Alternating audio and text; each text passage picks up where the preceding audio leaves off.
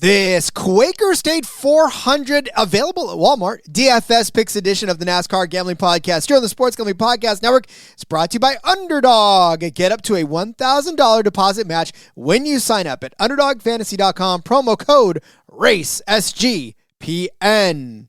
Driver, start your engine!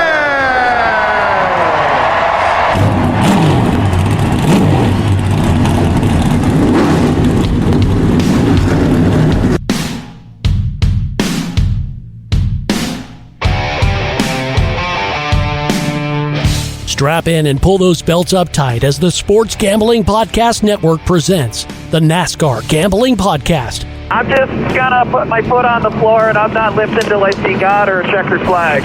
My man. With all the news and the best bets for your NASCAR weekend. We want to thank you tonight for these mighty machines that you brought before us. Thank you for the Dodges and the Toyotas. Thank you for the Fords. Lord, I want to thank you for my smoking hot wife tonight, Lisa. In Jesus' name, boogity, boogity, boogity. Now, here are your hosts, Rod Villagomez and Cody Zeeb. Welcome into another episode of the NASCAR Gambling Podcast here on the Sports Gambling Podcast Network. He's Cody Zeeb. I'm Rod Villagomez. Cody, I knew that it would only be a matter of time before that prayer came back in vogue, right? We talked about it before. We were like, but he says Dodges.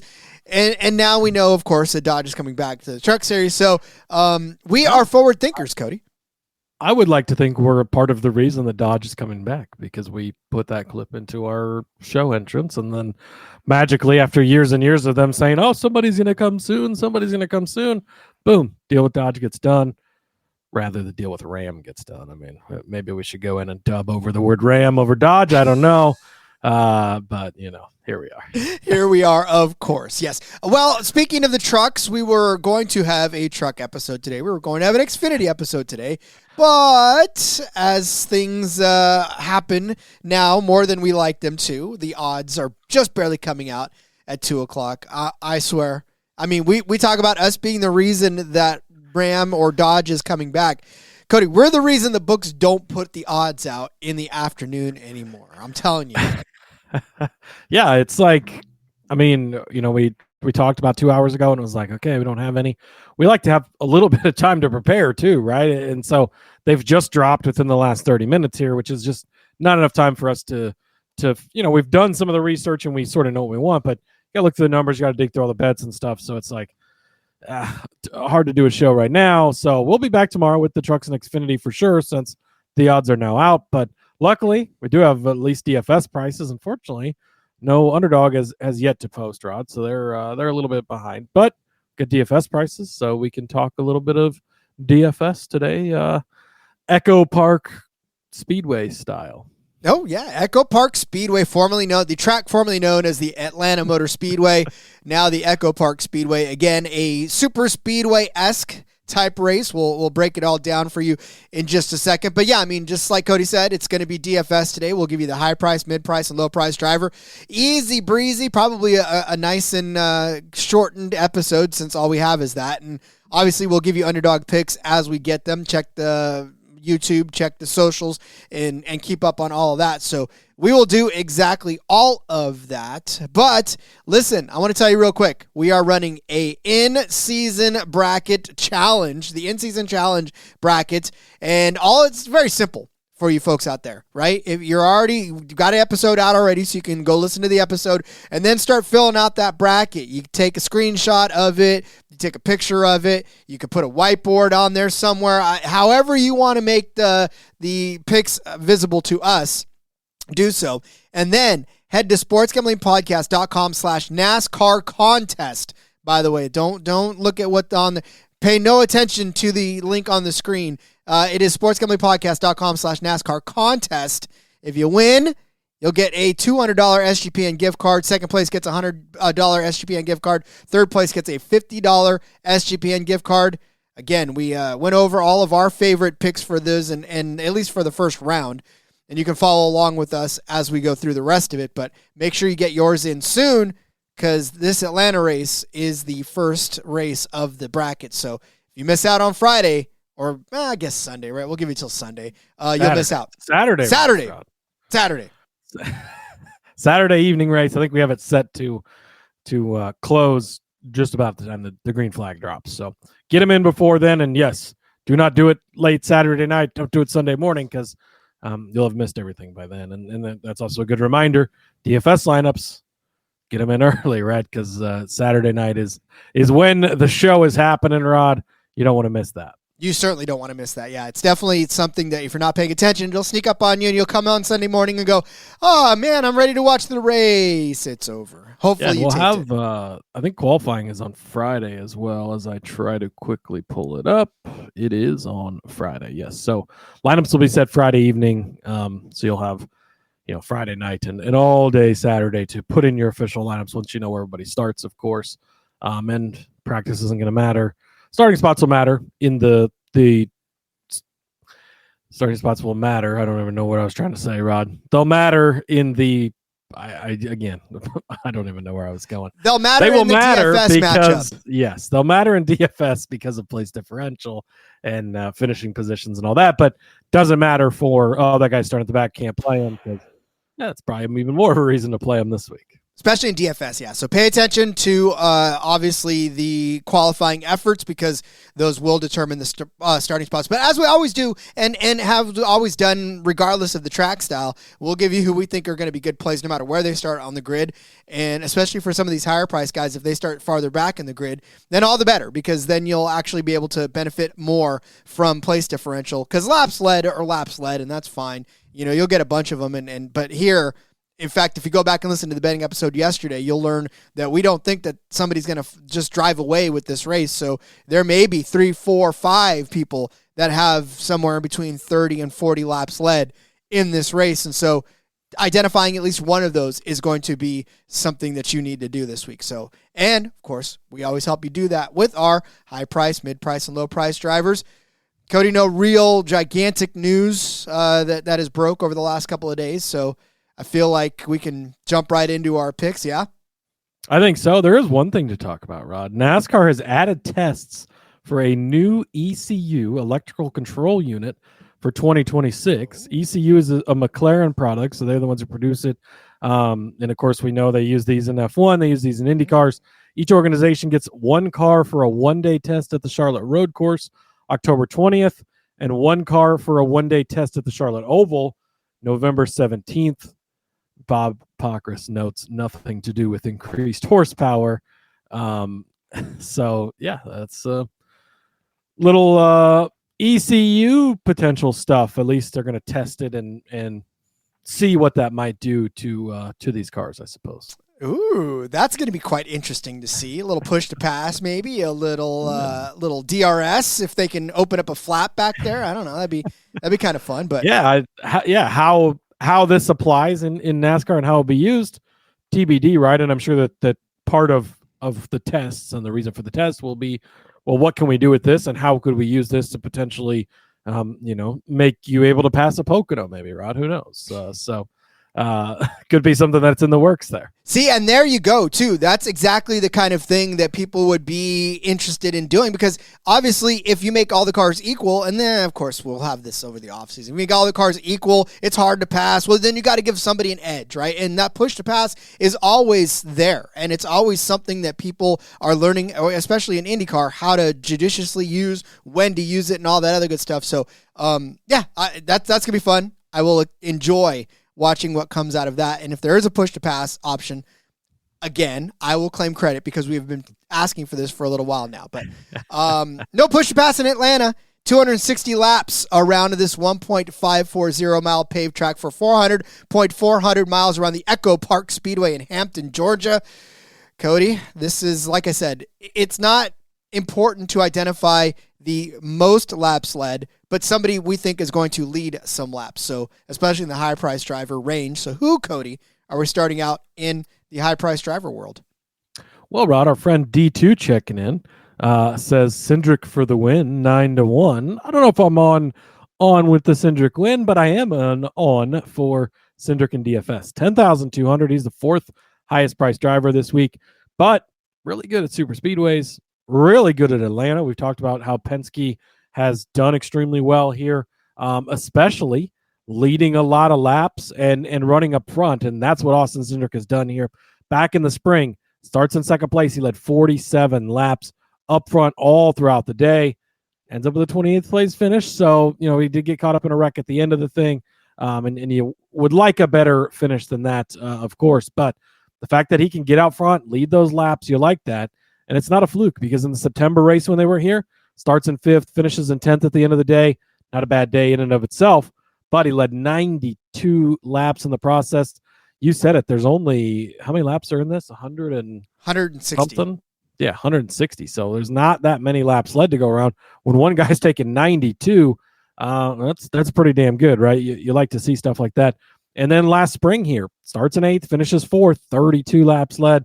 And even the July of 23 race, he led 10 laps there. He's actually led laps in in the last 6, I guess, of the 7 races here at Atlanta that he's run in this configuration, of course, since 2022. So led 5 laps in March of 23, also led 7 laps in July of 2022. So led laps every single time, led quite a few laps here lately.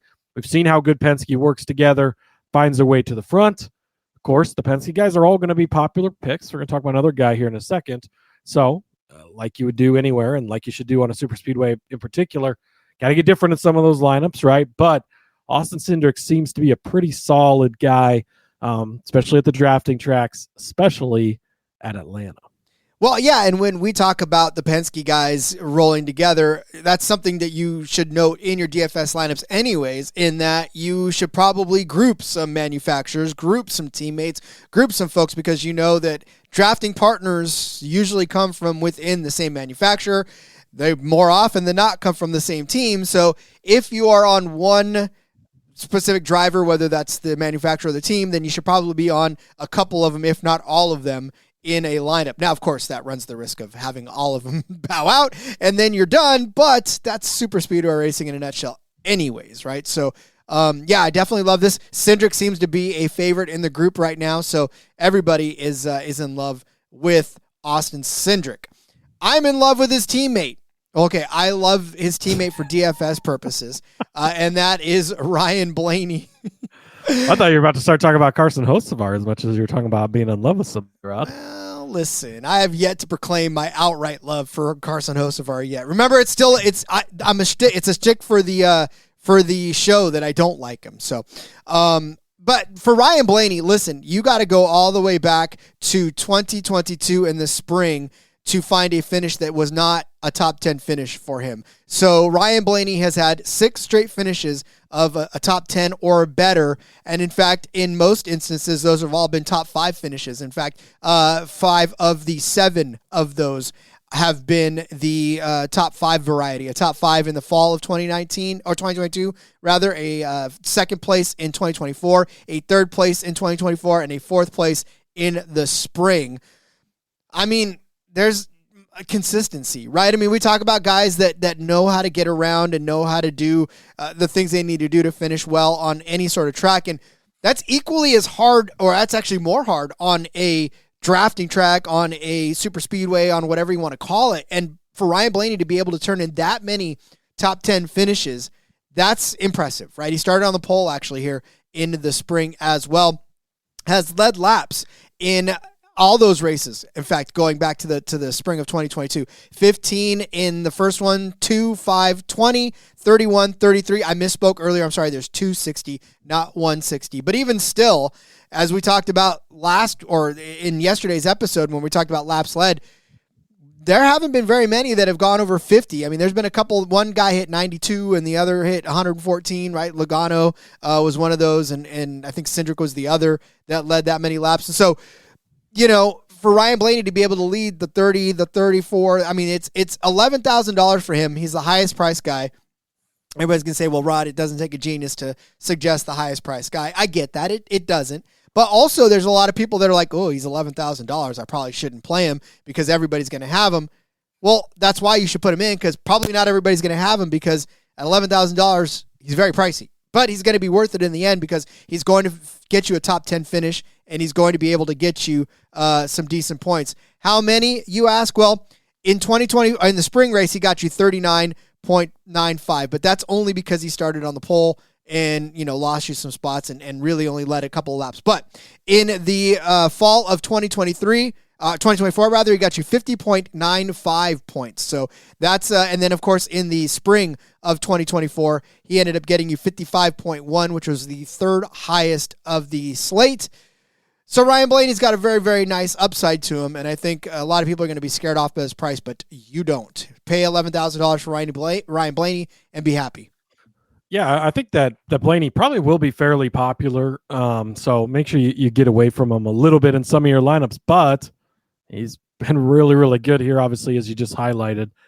So he is going to be a guy you're going to want to include in some of your stuff for sure. The Experts Suck checking in with the Ryan Blaney love. We know that Experts Suck loves them. Catch up on the chat, Rod. We got a little extra time today. Rebel Soul saying Ross Chastain will pass Christopher Bell on the last lap in turn 4 to win, and says, sorry, Marcus. And Matt Jones pointing out that FanDuel has got Cindric at 10-1. If you're interested in that kind of thing, Penske's going to win, says D2. Having 3 guys in the playoffs would be money. Actually, they're already all in the playoffs because they've already all won. All 4 Penske cars, actually, because Josh Berry also in there. So, not technically locked in at this point in time, Rod, but they'll likely all be in there. The Experts Suck with a great question, too. How much does qualifying change your strategy? It varies place to place, right? And things change and differ. But in a general sense, at super speedways, in drafting tracks, quote unquote, right? It all varies and depends based on what type of build you're looking for, right? And I think that's a different thing on super speedways than other places, because is this like the spring race where it's not very chaotic?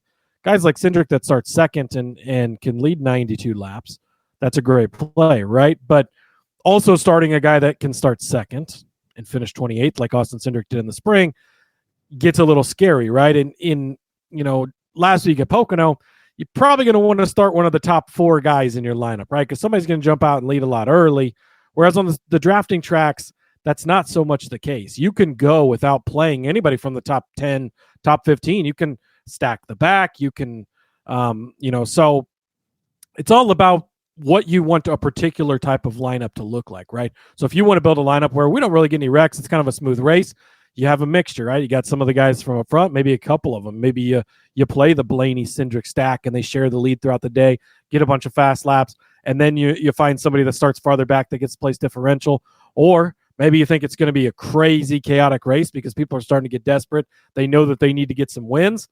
You play only guys that start back in the 30s. It can vary a lot depending on how you want to do it. So it's all about the specific build you're looking for, and contest to contest, right? That those types of things matter. Or if you're chasing a big prize, try to get different from what other people are going to do, right? And if you're in more of a cash game like our game, maybe you go with something a little bit safer, something you feel like will get you to the end just to beat a small group of people. That's kind of where it all varies. And one thing I will say as well, on the drafting tracks, do not be afraid to leave that money out there. Leave it on the table. I believe at Talladega, my main lineup I played left like $8,000 on the table and ended up being a pretty solid lineup. It's not uncommon in drafting tracks to not spend anywhere close to the salary you have, just because it does, race so much differently from how you would play a Pocono last week, or Chicago, or a Mexico 2 weeks ago, Chicago next week, a Michigan 3 weeks ago. It's super speedway drafting tracks are definitely a different style, Rob. They most certainly are. And of course, play as you're comfortable, because that is ultimately what it's all comes down to. Responsibility. Responsibility, as the kids on the Rugrats would say. All right, we'll be back with our mid-tier drivers, but I want to take this opportunity to tell you about our friends over at MyBookie. We're brought to you by MyBookie.ag. MyBookie is your place to bet on every single sport, including the MLB, WNBA, golf, and of course, football futures. MyBookie accepts customers from a ton of locations, and there's easy deposit and lightning fast payout using cryptocurrency. You know how I know that this show moves lines? Because you guys do it. I gave you guys the Ottawa Red Blacks to beat the Toronto Argonauts, and they were 2.5-point favorites yesterday when I started giving out the line. Well, guess what? The Red Blacks are now 3-point favorites to win against the Toronto Argonauts. Minus 110 still, so you guys moved the line, but the books are still giving you the same odds. So hammer down on the Ottawa Red Blacks -3 over the Toronto Argonauts. Thank yourself later. Head to mybookie.ag. Promo code SGPN for a 100% deposit match up to $1,000. Terms and conditions apply. That's mybookie.ag. Promo code SGPN. Fantasy football season underway. Drafts are happening as we speak, but your draft has not happened yet because guess what? You're waiting to win the Circa Resort contest. Circa Resort and Casino in Las Vegas, giving away the ultimate fantasy football experience for a 12-person league to draft in Vegas and be treated like a VIP for your entire stay. What are you going to get? You get a limo ride from the airport. You'll get a $5,000 tab for stadium swim and a hotel stay for you and your 11 league mates. Plus, you can always get 15% off at all the Circa properties with promo code SGP15. It's the last chance. Hurry up to enter the Circa Ultimate Fantasy Football Giveaway. SportsGamblingPodcast.com/Circa. That's SportsGamblingPodcast.com/CIRCA. Yeah, and so, last thing about the Super Speedway and having the positioning and qualifying matter. Really, again, as we start talking through these drivers and we're telling you how good we think they are, obviously we don't know where they're going to start yet. So we're anticipating them maybe to have especially in a case of Ryan Blaney, to start near the front like he did in the spring, right? Obviously in the pole or in the top 10 and then finish there, right? But for some of these guys, we want them to start in the back because we know that they finish well and that the place differential will get you where you need to go with it. So yeah, again, just pay attention to qualifying. Honestly, I get a little bit excited when there's guys I have my eye on that start farther back. Now, like if an Austin Cindric or Ryan Blaney starts 38th, 39th, 40th, every single person is going to play them because there's no risk. I mean, sure, if he wrecks out, he doesn't get you a lot of points and maybe doesn't end up being optimal, but he's not going to lose you any points starting that far back. So those types of drivers, that's I guess a good note to expand on too, is those types of drivers are going to be in everybody's lineup. So a cash game lineup, like our $5 contest, you're going to want to have those guys, right? Because everybody else is going to have them. You're playing defense. It's probably not going to hurt you too bad if they don't score anything, but they're likely going to score some stuff, and it's going to hurt you if they do. The bigger games, right, the roster percentage is going to be really high. That's where you have to balance, play them, because if they hit, and everybody's got them, but also not playing them. If they don't hit, they get caught up in a wreck early, or whatever the case may be, then maybe somebody else is optimal. So it's, again, and that's every week, but even more so here where literally everybody is in play and on the board almost no matter what, right? Even a guy like David Starr could make a massive difference this week, despite being in such a slow and bad car. So it's all about what contest you're in and what type of build you're looking for sure. We do have some breaking news, Rod. Bob Pockris, yes, just tweeted. NASCAR has penalized the Hendrick Motorsports number 17 team in Xfinity after Pocono for the main frame rail. I don't know what that word is. Conceal receiver violation. I don't know. We're going to go with it. Crew chief Adam Wall has been suspended for 3 races. Where will Hendrick ever find another crew chief? Maybe Dale Jr. is free. Who knows? The team's been docked 40 owner points. They're not racing full-time anyways. Doesn't matter. 10 playoff points. Not racing full-time. Doesn't matter. And $40K. Hopefully Rick Hendrick is able to keep the doors open over there at Hendrick.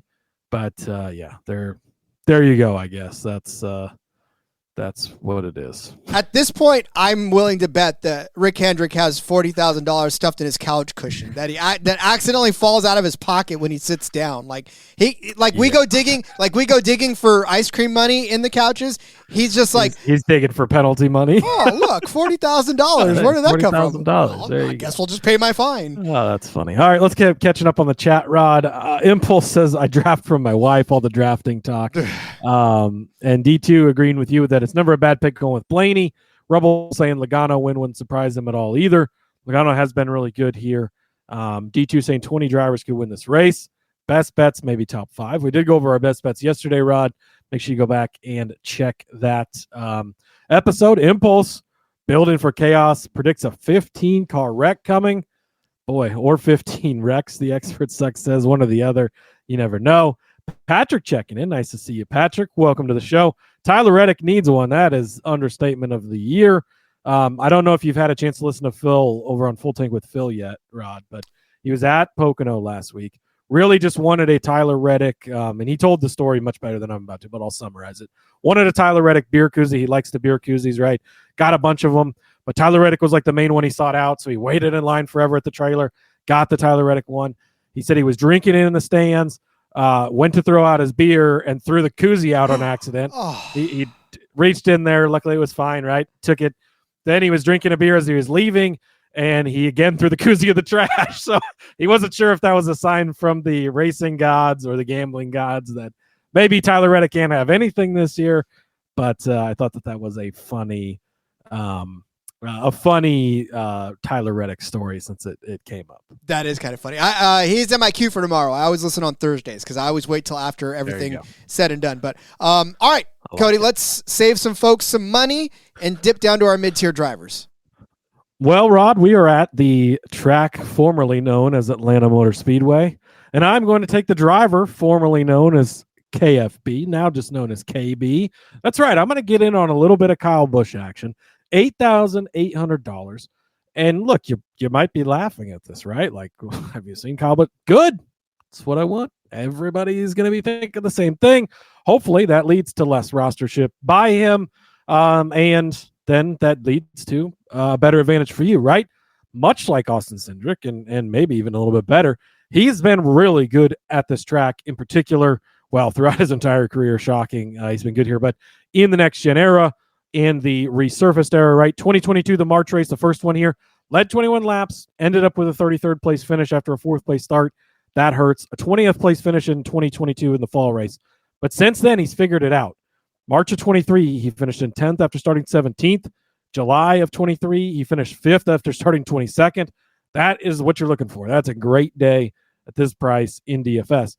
Then they came back here last February, leads 28 laps, starts in 3rd, finished in 3rd. Roddy finished in 3rd by about that much, right? Is that crazy 3-wide finish we had. Came back here in the fall, he led another 24 laps, finished in 7th after starting in 15th. And then in the spring, led 13 more laps, starts in 6th, finished in 7th. So what you've seen after the first year was rough, right? 33rd and 20th. But then in the 5 races we've had since 2023 here, all top 10 finishes for him. The last 3 races, he's led laps, 13 in the spring here, and then 24, 28, respectively, last year. So Kyle Busch has got some upside to get out front. He really likes this track. He seemed to have figured this track out in particular. Something we didn't really talk about yesterday on the betting episode. It's going to be hot, right? It's now July. It's hot everywhere. We had a triple digits 3 or 4 days last week. It's been hot again this week. But Atlanta, right? That place is going to be baking. This track's already starting to wear out. That's going to change the handling. Handling's been a bit of an issue for him here lately, but he is still one of the greatest drivers we've ever seen in NASCAR in general. And he's still got something in him. Also, they have got this race circled more so than anybody else, right?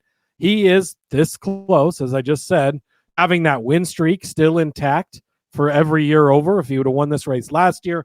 And looking ahead to the playoffs, how many more chances does Kyle Busch really have to win this season before the playoffs start? Probably not many. The best chance is here at Atlanta. They've got this one circled. I think that it could be a bit of a KB day. This could go either way, right? It could go the way KB's been going lately, or he could do what he's done here over the last 5 races, which has looked really good, has scored you a lot of DFS points. And the hope is low roster percentage because everybody's like, ooh, Kyle Busch, and they keep scrolling because they don't want to touch it. Give me some KB this week at 8,800. Does he get the F back this week? Does he? I mean, how many races does it take for him to get the F back? That's what I want to know. If you win at a drafting track, I don't know that that's getting your F back worthy. How about a lowercase f? His fans will get some Fs, Rod, from what I've heard. So that would be good. If you listen to Door Bumper Clear, you'll get that reference. But yeah, I don't know that this is earn the F back territory, but we'll be one step closer to to reinstating his suspended F. Like I said, the lowercase f. But all right, my mid-tier driver is the Patron de Atlanta, and that is Daniel Suarez, mi amigo. $7,700 for Daniel Suarez. I understand, right? Especially if you look at what happened in the spring, he finished 33rd in the spring and he crashed out of the race. But this is where you grab these DFS guys by the balls, because they're paying attention to what's been going on this season. They're paying attention to all kinds of stuff. They're distracted because they didn't realize and look back at his performance at Atlanta at the EchoPark Speedway beforehand, right? Or else he'd have been $8,000, $9,000 on this particular track.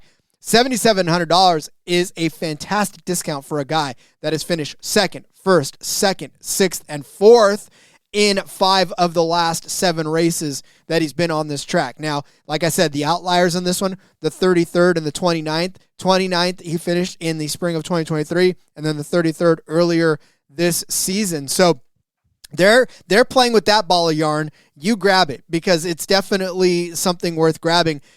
Here's the thing, though, too, and he did this all in the 99 car, obviously, but he did have a 10th place finish in 2019 in the 41, a 15th place finish in the 19 in 2018. So he's no stranger to good finishes in cars that aren't this Trackhouse. How good does that translate for you? Well, in 2024 in the fall, he got you 74.95 fantasy points, which was the most on the slate. Christopher Bell was second with 66.5. In 2024 in the spring, guess what? Topped the charts again, 71.5 fantasy points. He started 23rd that day and then ended up finishing first. How great is that? And then in 2023 in the fall, he gets you 68.25 fantasy points, which was the second highest total on the slate. So in 3 out of 4 races, Daniel Suarez has been in the first 2, not just on the track, but in fantasy points in general. And for me, you want to talk about a guy that just knows this track and is able to do great things on this track. That is Daniel. I thought like what I said with Ryan Blaney, right? I know I brought these guys up on the betting episode, but I think it carries through in DFS especially, because if you're going to finish very well, then you're going to turn in a good DFS day. And I think that's the important thing to identify. I know we try to mix things up a little bit, but we really want to focus on guys that do well on this track, because with all of the craziness that could occur, granted, we don't think there's going to be that many cautions. I don't know, there'll be 15. There might be 6, there might be 7, but I don't think there'll be 15. But, by the same token, there could be. You never know. But these guys have been able to outlast no matter how many cautions have been thrown their way, no matter what kind of craziness has happened. So for me, Daniel Suarez at $7,700, absolute cheat code. He'll probably be popular because people do know how good he is in Atlanta. But at the same time, maybe they're glossing over it because he's $7,700 and they're not really paying attention to what's been going on. Yeah, I love Daniel Suarez. If you didn't have him in the dock by the time I got there, he would have been my mid-tier guy as well. We both talked about him on the betting episode yesterday. We both found ways to get in on him. He has been really great at this track. We've kind of documented it over the last year or so that when Suarez is good at a track, he typically tends to be good. Now, it's a drafty track, right? And things don't go right. You go back to the spring and it wasn't a good finish. Hopefully that deters some people from playing him and makes him a bit more of a unique play that would help us.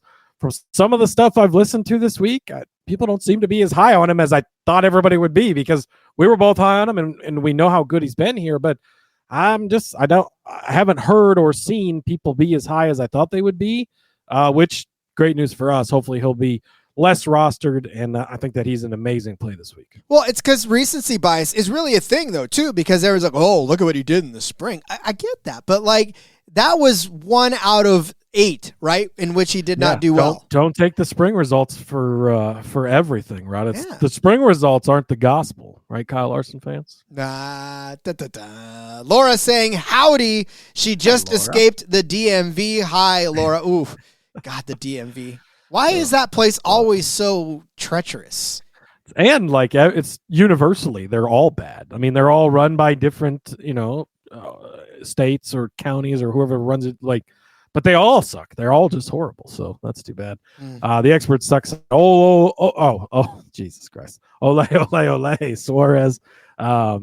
Yeah. So, and then Patrick was saying as well, Chase Elliott is also due. We talked about him yesterday on the betting episode.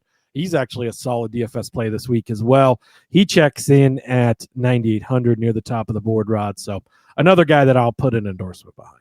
Yeah, I think, well, obviously I picked him to get out of this stage, so I think he'll do well on this one. And then, of course, Chicago and Sonoma being the next couple of ones. And I think, I'm not giving my bracket away yet, but yeah, definitely a good Elliott day as well. All right, we got low price drivers to get to, but we first got to tell you about our friends over at Underdog Fantasy. Underdog Best Ball Mania happening right now, and all summer long they're giving away $15 million in prizes, including $2 million to first place. No waiver wire, no arguments about trades. Best Ball is the best way to play fantasy football. Underdog also is a great place to play Pick'em. Hey, look, the Austrian Grand Prix happening this weekend for the Formula One guys out there. You know what? I kept telling you guys to take Isaac Hadjar as a points finisher, right? 10th or better. Guess what? Underdog has him at 11th place. 11th and a half the projection for Isaac Hadjar. Please take the better than in this. Isaac Hadjar has been a very welcome surprise for those Racing Bulls, and he has done well all season long. Been a points machine. And if you're getting him, now you don't have to finish in the points. Now you can just finish one place outside of the points. Yes, please go take Isaac Hadjar. Better than 11.5 to finish. Sign up with our promo code RACESGPN. You're going to claim a special pick and first-time deposit offer up to $1,000 in bonus credits. That is UnderdogFantasy.com. Promo code RACESGPN. Let's also tell you about our friends over at Rhythm. You've heard us talk about Rhythm before. They just dropped a game-changing feature called Power Trends. These are AI-detected patterns where Rhythm's model has consistently won and has a high ROI. Think a strikeout prop that wins 59% of the time when the line and the win probability hit a certain range. Power Trends are updated daily and exclusive to Rhythm. No touts, no noise, just clean data-backed bets. Download the Rhythm app, check out Power Trends, and start betting smarter. You know that we are going to be as well. Been looking at some power trends right now for the Giancarlo Stanton total bases. 1.4 is what Rhythm is predicting on the power trends. The line is at 1.5. So if I am a person who can read all of this properly, I'm going to take the under on this one. And in fact, the stats back that up. 100% hit rate on the under. His average total bases is a half a total base for Giancarlo Stanton of the Yankees, taking on the Reds. So make sure you go down there and pick that up too on Rhythm. Get your 7-day free trial today. sportsgamblingpodcast.com/rhythm. All right. So, I wish I followed baseball better. I really do. I have no clue about baseball anymore. Yeah, I enjoy baseball. It's a very long season, so it's hard to keep up with 162 games a year, Rob. It's hard to keep up with 30 some odd races spread over 9 different months, but it's not. I think we do a pretty good job keeping up with it, actually. I think so too. However, 162 games definitely. Well, the pitch clock has made things faster, so I like that as well. It has. Yes, went to a game last year at Kauffman Stadium down in Kansas City, and that, for going to games in person, which is baseball games in person, there's almost nothing that beats that. Races do for sure, but baseball games are great things to go to. But yeah, the pitch clock helped that out a ton because it just makes it not drag on so much, which is great. TK saying Travis was bad car-wise last week, so may have lowered expectations for this week. That's the attitude we hope to see, because it doesn't really matter. The only time that a bad car is going to come into the picture this week is I don't remember which one Star is in, but really that's the only one. Who do we have this week? We've got Star, Yaley. So Star, Yaley. Star's in the 66. Right? Though, yeah, the 66, the 44, the 78. Although the 78 can maybe hang a little bit, those cars will be just worse. Once they get in the draft, though, they could make something happen if they were probably better drivers. But a guy like Cody Ware could easily run up front with the big boys this week, even in that 51 car. So equipment doesn't matter as much for almost the entire field this week, and it's not shocking to see guys have good runs. It's not shocking, Rod, to see Rick Ware cars run well, and I think a Rick Ware car is going to run well this week. That's right. We're playing Corey LaJoie. He's in the field. I'm going to talk about him as much as I possibly can. He is my cheap driver for the week, Rod. He is $5,500. Oh, it's a beautiful, beautiful price.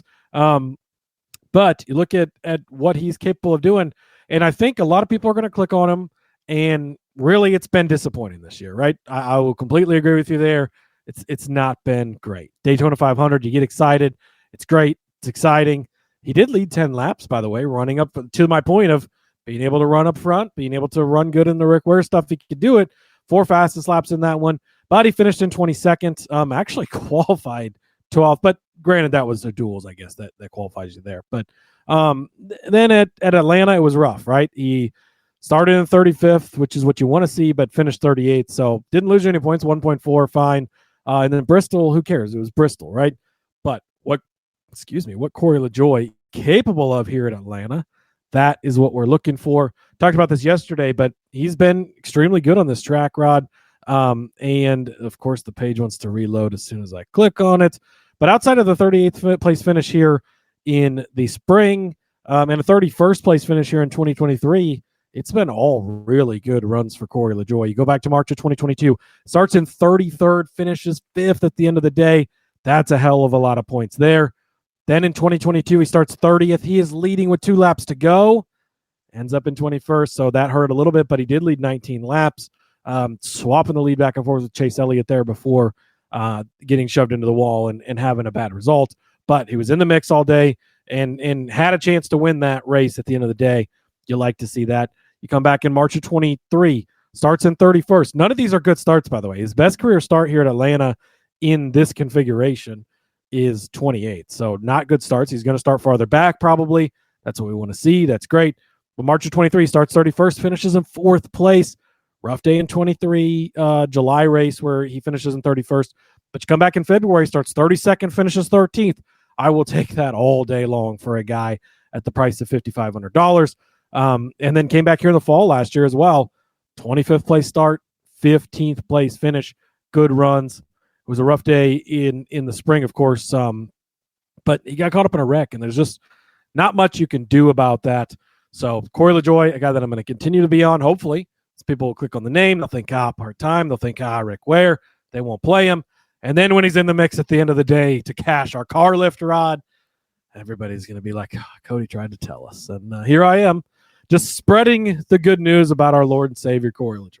You know, he's been watching races for the last 5 weeks on Prime, and he's definitely, I know he's itching to get back behind the wheel. You could say he's primed and ready to go, Rod. All right, ladies and gentlemen, follow me on Twitter at RJ Villagomez. That's it for this week. No, I'm just kidding. No.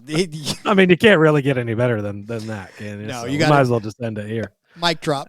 No, okay. Yeah, no, this is the track. This is the type of situation where you use a Corey LaJoie, and D2 agrees. D2's listening, Rod. Says he hears me. Could be the race for LaJoie.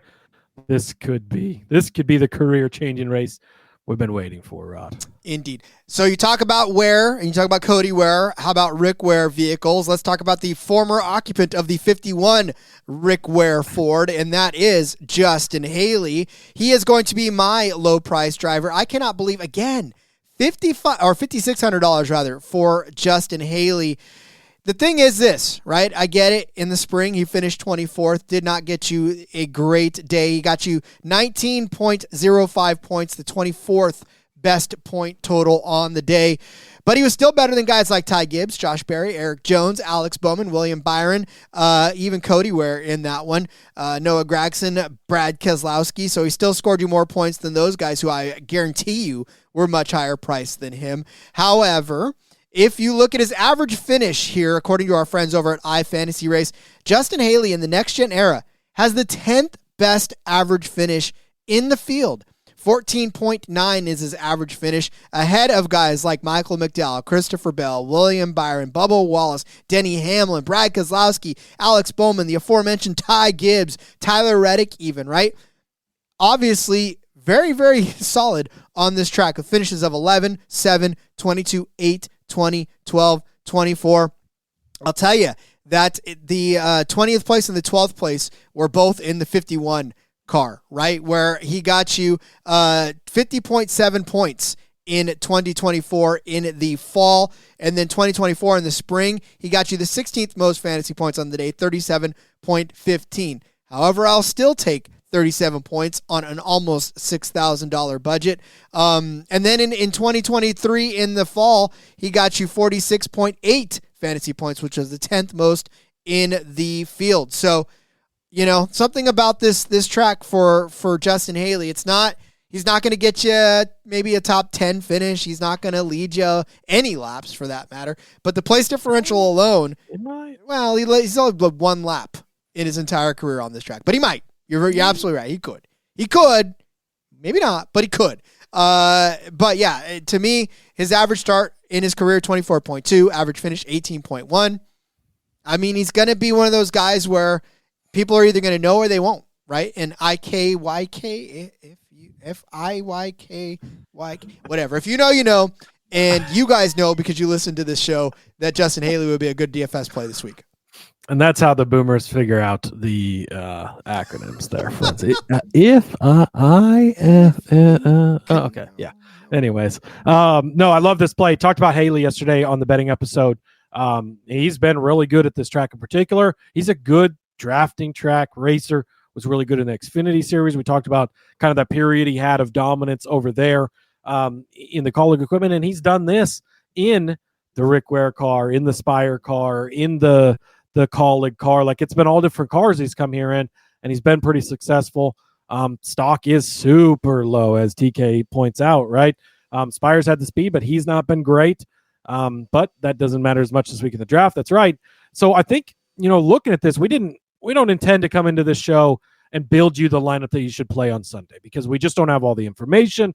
We're specifically, pointing out guys in each tier that we like to build off of. But really, if you look at this, I think we've got a pretty decent build. This is one that I kind of like. You've got two guys that you expect to start out front and lead laps. That's Ryan Blaney and Austin Cindric, right? Those are your big horses. Kyle Busch, a bit of a sleeper pick, maybe starts mid-pack. He can get up there, have a decent finish for you. Then Suarez, I mean, we know how good he could be. He's got a high upside play, right? Again, maybe doesn't start the greatest, but gets up there at the end of the day. Maybe it's a 3-wide finish with Suarez, Busch, and Blaney. We've seen that before, right? They all ended up in this lineup. But then LaJoie, Haley, your cheaper guys, starting farther back, ideally, and getting in those place differentials, having a good day at the end. I don't hate how this lineup actually turned out. So, yeah, I think that, again, not knowing the starting positions, if all ends up as you would expect it to, could be a great place. And I think that these are all guys worth highlighting and can be played in many different ways in this race also. Yeah, and then just one last thing on Haley, too. We went back a little bit. I go back a little bit farther, like you were talking about even in the Kaulig days, right? Driving that 31. Started 22nd in the spring of 2022, finished 11th. Started 24th in the fall of 2022, finished 7th. So, yeah, nice solid runs. That's how you want it. Yeah, he's had really good runs here, and he's a great drafting track driver. He's got a win at Daytona in the Cup Series, Rod. Mm-hmm.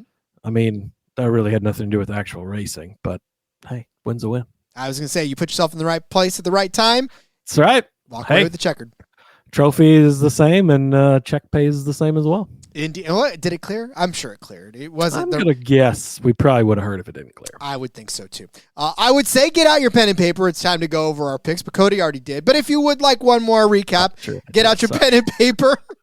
We're going to go over our DFS picks for the Quaker State 400. Get out your whiteboard. Let's go over this. Get out your whiteboard. Oh, that's right. Get out your whiteboard. It is now time for this. All right. Cody started you out with Austin Cindric at $10,200 as his high-price driver. I said Ryan Blaney at the top of the charts, $11,000 as my high-price driver. Cody gave you Kyle Busch at $8,800 as his mid-tier driver. I said Daniel Suarez, $7,700 was mine. Cody gave you Corey LaJoie at $5,500 as his low-price driver. And I gave you Justin Haley at $5,600 as my low-price driver.